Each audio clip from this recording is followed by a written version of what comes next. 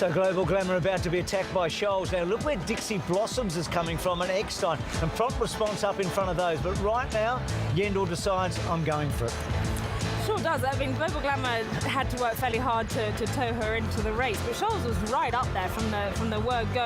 Yes, she was getting 7 kilos off every other horse in the field, which does make a big difference, but she was still able to go the fast fractions early and the fast fractions late, despite the late charge of the 3 on her outside. Yes, yeah, got a little bit tight on the line there, and Shoals was getting the wobbles a little bit late there because she was just getting tired. You know, she's only 3 years old. She's giving away age to a lot of those other mares. She's only little, isn't she? And she's not big, but she's as tough as teeth.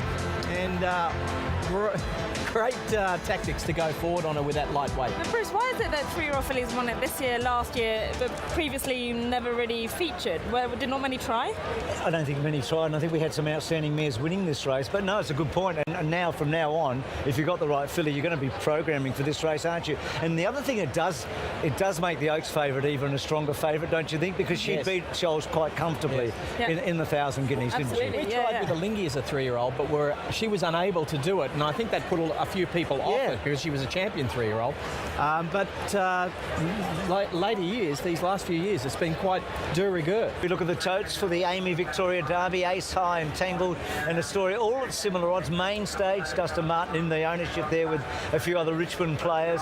Sully at $7, Weather for You, who won at Geelong in the market. Oceans 14, second down at Geelong.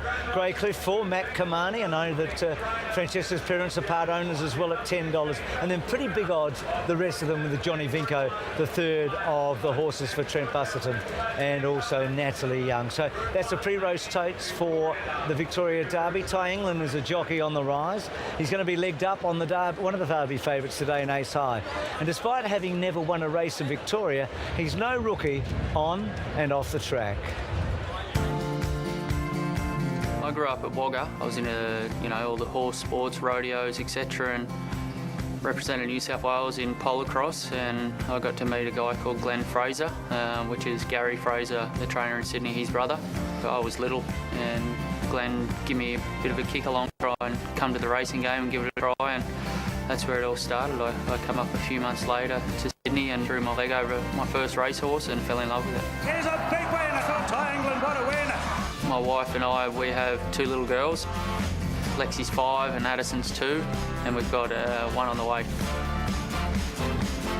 There's nothing better than having a good family Sunday out. My girls are now starting to warm up. We like to get outside and they mow the lawns with me, and Dad's best friends, that's for sure. I've always been freelance. It's obviously good to be tied down to a big stable, which I would like, but I've never had the opportunity, so I sort of get rides off everyone at the moment. I would like the backbone of a big stable at this point of the carnival, but I just got to keep riding well, being consistent, and with me being freelance, that's what trainers like to see. And here he is walking the track. He's not tiny, is he? No, he's 5'11".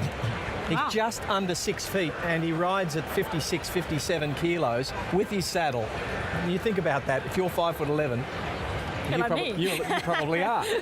Well, you are not when you're not standing on your box. Sorry. What about the Spring Champion? So it's 4 weeks since he's had a run. He led in the Spring Champion Stakes. The tip today is that he's not going to lead. Not sure if he will or not. He showed a lot of courage this day, didn't he? He's a very, very brave horse. He gets to the front and he just keeps pouring the pressure on the other horses until they crack. And look, I think he'll do that at some stage today. He'll put it on for a long time. Whether he can hold them off, well, it remains to be seen. But I'm sure he'll run the trip right out. He's the horse with the Group 1 form in the race, but the Spring Champion Stakes, I think often we get very excited about the winner of that race coming into the Derby, but it is over a shorter distance, 2,000 metres. He's really got to take the step up. On pedigree, I don't see why he can't, by a High Chaparral out of a Sunday Silence mare, but he's still got to prove he can today. And the Geelong Classic hasn't been a great guide either over the years in terms of horses winning and winning, but Weather With You won down at Geelong. A lot of horses around Weather With You this day, and there might have been some hard luck stories. Murray Baker's a big plus for this horse in my opinion. Absolutely. And look at the way he cruised into the race. He was the last one off the bridle, essentially. His jockey was the last one to ask for an effort, and we've got a bit of a form line there with Astoria coming down the outside. He was possibly a bit unlucky, had to go very wide that day, but Weatherby broke his maiden on this day, so there's plenty of improvement to come. Yeah, absolutely. So you say Derby, wherever you might be. You were at Epsom earlier this year.